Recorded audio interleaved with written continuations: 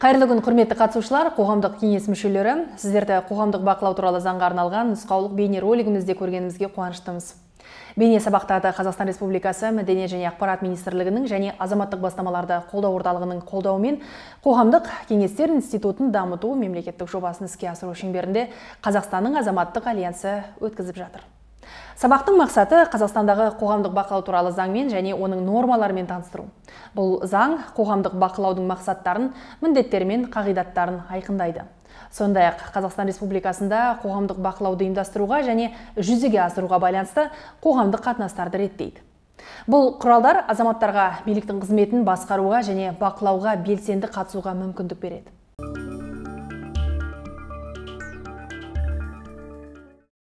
Осы заңда қолданылатын негізгі ұғымдарды егжей-тегжейлі қарастырып көреміз.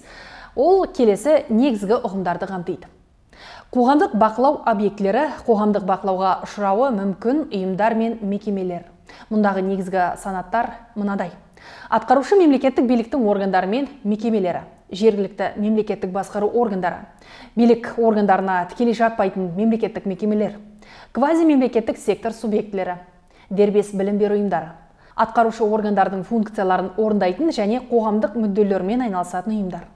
Қазақстан Республикасының заңдары қоғамдық бақылаудың басқа да объектілерін белгілеуі әбден мүмкін. Ерекшеліктер мыналарды құрайды: қоғамдық бақылауға жатпайтын ерекше режимдік объектілерге жатқызылған мемлекеттік органдар мен ұйымдар, қоғамдық бақылау субъектілері, бұл бақылауды жүзеге асыратындар, Қазақстан Республикасының азаматтары, діни бірлестіктерді қоспағанда Қазақстанда тіркелген коммерциялық емес ұйымдар.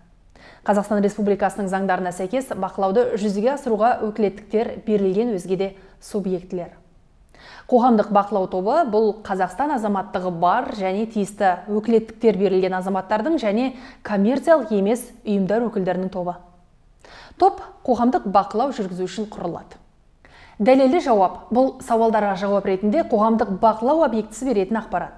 Қорытынды жауап мынаны қамтуы тиіс: бақылау нәтижелері бойынша қорытынды құжатта көрсетілген мән-жайларды жан-жақты және объективті талдау.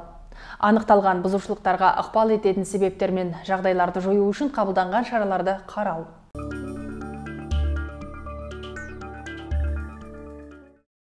Бақылаудың басты мақсаты Қазақстан Республикасы азаматтарының мемлекет ісін басқаруға қатысуын қамтамасыз ету. Бақылау бірнеше негізгі міндеттерді шешуге бағытталған. Олар Қазақстан Республикасының азаматтарын қоғамдық бақылау процесіне тарту, Қазақстан Республикасының жалпы ұлттық басымдықтары шеңберінде орындалатын жобалардың сапалы іске асырылуын қамтамасыз ету, шешім қабылдау кезінде қоғамдық пікірді есепке алуды қамтамасыз ету, қоғамдық бақылау объектілері қызметінің ашықтығын қамтамасыз ету, субъектілер мен объектілердің өзара іс-қимылын қамтамасыз ету, объектілер қызметінің тиімділігін арттыру, Қазақстан Республикасы азаматтарының қоғамдық бақылау объектілерінің қызметіне сенімділік деңгейін арттыру, қоғамда құқыққа қарсы мінез құлыққа төзбеушілікті қалыптастыру.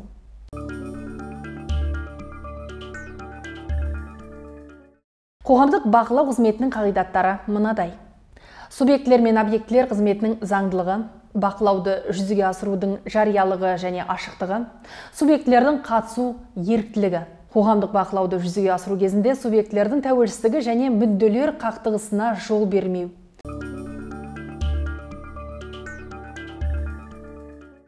Қоғамдық бақылау субъектілерінің қоғамдық бақылауды жүзеге асыруға қатысу шарттары қандай? Субъектілер қоғамдық бақылауды жеке немесе топтарға қатысу жолымен жүзеге асырады. Қоғамдық бақылау субъектілері бола алмайды: Қазақстан Республикасының заңында белгіленген тәртіппен өтелмеген немесе алынбаған соттылығы бар адамдар, сот әрекетке қабілетсіз немесе әрекет қабілеті шектеулі деп танылған адамдар, 18 жасқа толмаған адамдар, психикалық мінез құлықтық бұзылулар немесе аурулар, оның ішінде психикаға белсенді әсер ететін заттарды қолдануға байланысты психикалық денсаулық саласындағы медициналық көмек көрсететін ұйымдарда есепте тұрған адамдар, сыбайлас жемқорлық, құқық бұзушылықтар, экстремистік және террористік қылмыстар жасаған үшін бұрын қылмыстық жауаптыққа тартылған адамдар, шетел қатысатын коммерциялық емес ұйымдар, сондай-ақ қызметі Қазақстан Республикасының заңдарына сәйкес тоқтатылған не тыйым салынған коммерциялық емес ұйымдар. Қоғамдық бақылау тобы субъектілердің өз бастамасы бойынша құрылады.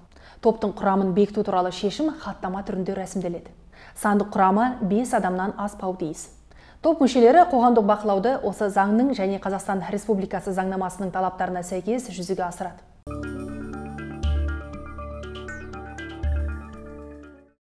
Енді қоғамдық бақылау субъектілерінің құқықтары мен міндеттерін зерттейік. Субъектілердің құқықтары және міндеттері мынадай.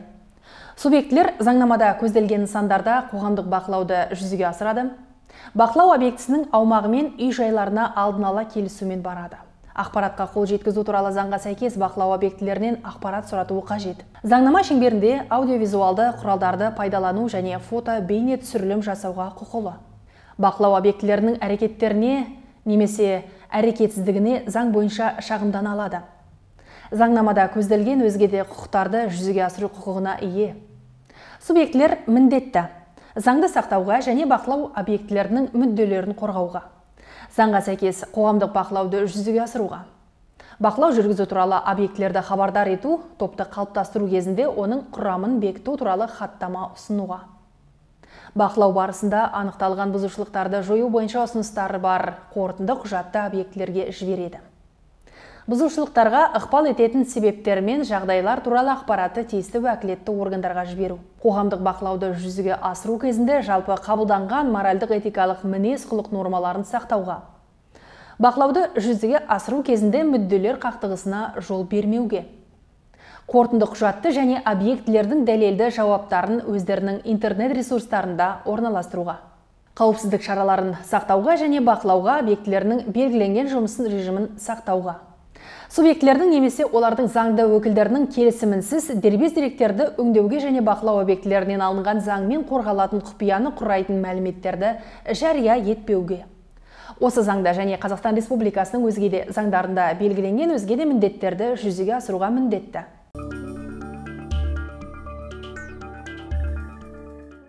Ал енді қоғамдық бақылау нысандарының құқықтары мен міндеттерін қарастырып көреміз. Объектілер құқылы. Қоғамдық бақылау субъектілерінен бақылауды жүзеге асыру туралы ақпарат және қорытынды құжат алуға. Дыбыс, бейне жазу техникасы құралдарын пайдалануға, сондай Қазақстан Республикасы заңнамасының талаптарын сақтай отырып, бейне фотосуретке түсіруге. Қоғамдық бақылау объектісінде қауіпсіздік шараларын сақтауды талап етуге. Осы заңның 12 бабының 5 тармағында көзделген жағдайларда объектінің аумағы мен үй-жайларына барудан бас тартуға. Қоғамдық бақылау жүргізуге бастамашылық жасау үшін субъектілерге жүгінуге. Осы заңда және Қазақстан Республикасының өзге де заңдарында көзделген өзге де құқықтарды жүзеге асыруға құқылы. Өз кезегінде қоғамдық бақылау объектілерінің міндеттері. Қазақстан Республикасының заңнамасын, субъектілердің құқықтары мен заңды мүдделерін сақтау.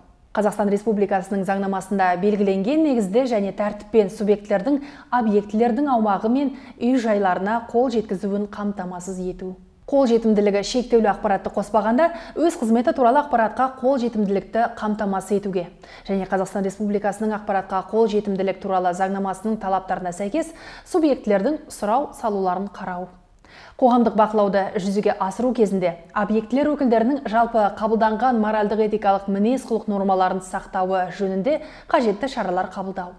Осы қоғамдық бақылау объектісі үшін белгіленген нормативтерге сәйкес субъектілердің қауіпсіздігін қамтамасыз ету.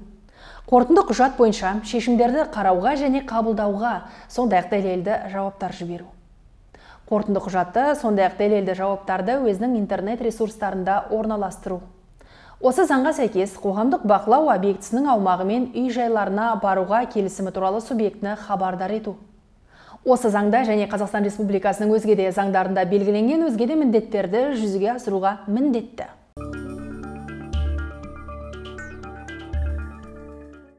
Қоғамдық бақылау нысандары. Бақылау қоғамдық талқылау, қоғамдық сараптама және қоғамдық мониторинг нысандарында, сондай-ақ Қазақстан Республикасының заңдарында белгіленген нысандарда жүзеге асырылады. Қоғамдық бақылау бір мезгілде бірнеше нысанда жүзеге асырылуы мүмкін.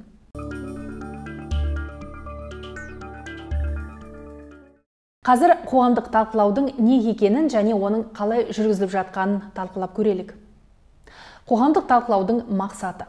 Талқылау кең аудиторияның құқықтары мен заңды мүдделерін қозғайтын актілер мен шешімдерді көпшілік алдында қарау үшін жүргізіледі.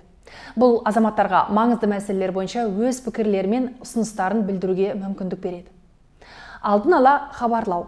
Барлық мүдделі тараптар дайындалу үшін қоғамдық бақылау субъектілері бұқаралық ақпарат құралдарында талқылауды өткізу туралы ақпаратты оның өткізілу күніне дейін 3 жұмыс күні алдын жариялауы тиіс. Бұл ақпарат мыналарды қамтиды: талқылау тақырыбы, күні мен уақыты, талқылау орны мен нысаны, талқылау мәніне қатысты басқа да мәліметтер, қатысушыларға хабарлау. Бұдан басқа бақылау субъектілері талқылауға қатысу үшін оны өткізгенге дейін 5 жұмыс күніне кешіктірмей бақылау объектілерінің өкілдерін хабардар етуге және шақыруға міндетті. Нысандардың қатысу тәртібі. Қоғамдық бақылау объектілері құқылы. Қоғамдық талқылауға қатысу, талқылауды ұйымдастыруға техникалық көмек көрсету. Қорытынды құжат. Қоғамдық талқылау аяқталғаннан кейін бақылау субъектілері талқылау хаттамасы негізінде қорытынды құжат дайындайды. Бұл құжат бақылау объектілеріне қарап танысу үшін жіберіледі.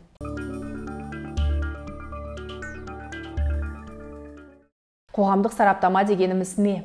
Бұл кең ауқымды адамдардың құқықтары мен заңды мүдделерін қозғайтын қоғамдық бақылау объектілері қабылдайтын актілер және шешімдерді талдау, бағалау процесі. Сараптаманың мақсаты мұндай актілер мен шешімдерді қоғамдық бақылауды қамтамасыз ету. Қоғамдық сараптаманың мәні. Қоғамдық бақылау объектілері өз қызметі барысында қабылдайтын актілер мен шешімдер мәні. Бұл актілер шексіз адамдар тобының құқықтары мен мүдделеріне қатысты болуы тиіс. Кім сарапшы бола алады? Тиісті салада жоғары немесе жоғары оқу орнынан кейінгі білімі, тиісті салада кемінде 2 жыл жұмыс өтілі бар, қоғамдық сараптама мәні бойынша ғылыми және практикалық білімі бар жеке тұлға сарапшы бола алады. Сараптама қорытындысы. Сараптама жүргізілгеннен кейін қорытынды құжат әзірленуі тиіс, яғни сарапшылардың қорытындылары ұсынылған қорытынды жасалады. Бұл құжат қоғамдық бақылау объектілеріне қарап танысу үшін жіберіледі.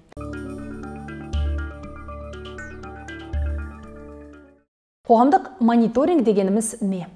Егер бұл қызмет кең ауқымдағы адамдардың құқықтары мен заңды мүдделерін қозғайтын болса, демек бұл қоғамдық бақылау объектілерінің қызметін қадағалау процесі. Қоғамдық мониторинг қалай жүргізіледі?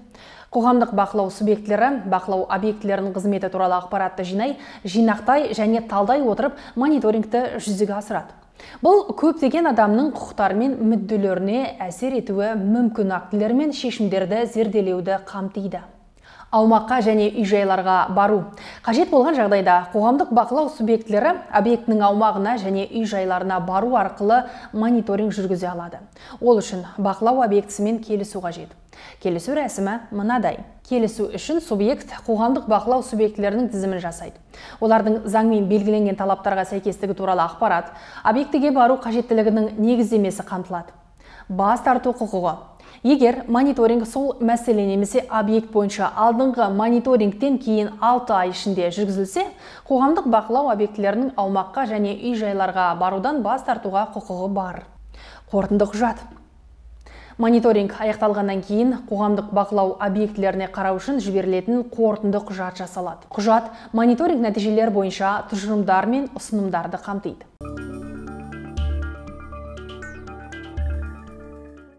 Қорытынды құжат қоғамдық бақылаудың негізгі нәтижесі.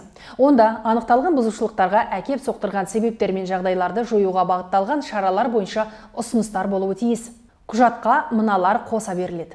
Қоғамдық бақылаудың күні, уақыты және өткізілген орны туралы ақпарат, бақылау барысында қойылған міндеттер, субъектілердің тізімі және олардың заң талаптарына сәйкестігі туралы ақпарат, бақылау барысында анықталған фактілер немесе мән-жайлар, бақылау жүргізуге байланысты өзге де құжаттар.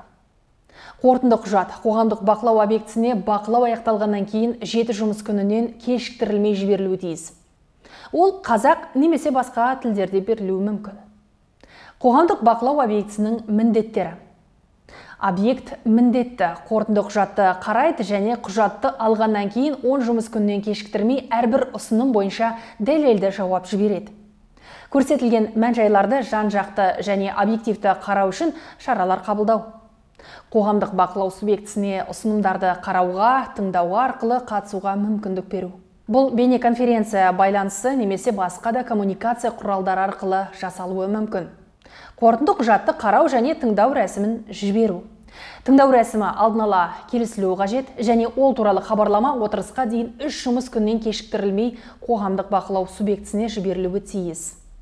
Егер құжатты қарау қорытындысы бойынша оң шешім қабылданса, тыңдау рәсімі жүргізілмейді. Бас тартқан жағдайда не істеу керек? Егер қоғамдық бақылау объектісі қорытынды құжатты қараудан бас тартса, бақылау субъектісінің заңнамада белгіленген тәртіппен тиісті мемлекеттік органдарға шағым жіберуге құқығы бар.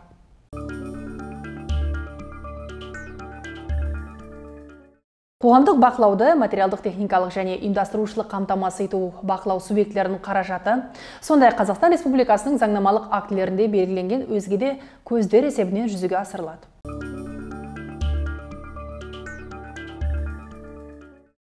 Қазақстан Республикасының қоғамдық бақылау туралы заңнамасын бұзу Қазақстан Республикасының заңдарына сәйкес жауаптылыққа әкеп соғатынын есте сақтау маңызды.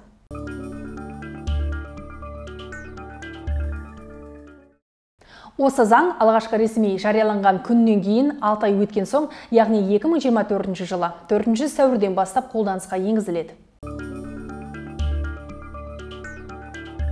Қоғамдық бақылау бұл біздің өмірімізбен қоршаған ортаны жақсартуға белсенді қатысуға мүмкіндік беретін неғұрлым ашық және жауапты басқарудың кілті. Сабақтар осы тетіктің қалай жұмыс істейтінін жақсы түсінуге көмектесті деп үміттенеміз. Заңдарды білу жай ғана міндет емес, қоғамды басқаруға белсенді қатысуға жол ашатын артықшылық. Қоғамдық кеңестер туралы заң азаматтық қоғамның мемлекет ісіне қатысу мүмкіндігі. Сау саламатта болыңыздар.